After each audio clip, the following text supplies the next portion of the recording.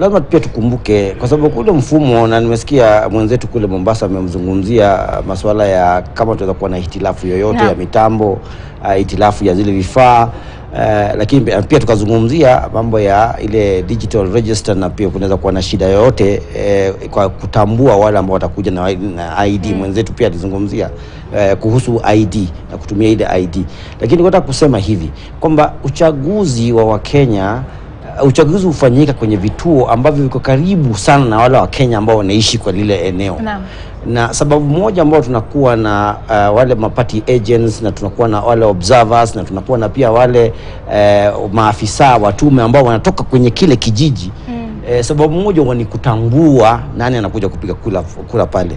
Of course ishi inakuwa shida kubwa sana kuja kwa maeneo ya miji watu wajuani vizuri, lakini kule kwenye vijiji watu wanaexpectiwa kwamba wanaweza tambua pia nani anafaa kuwa mpiga kura kwa eneo fulani. Kwa hivyo vile vifaa, na vile tulivyosema awali, uchaguzi ni wa Kenya. Wakenya ndio wanaweza amua uchaguzi wao utaenda vipi.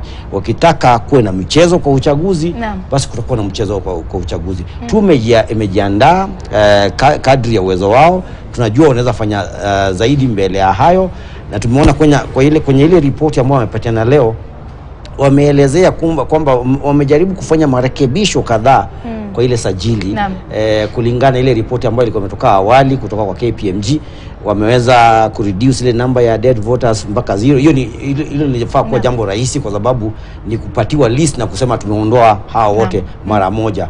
Haitakani ichukue muda mrefu, lakini bado kuna zile rekodi zingine za kama ni duplicate records ama ni zingine ziko na errors ambazo bado wanaendelea na kuyashughulikia.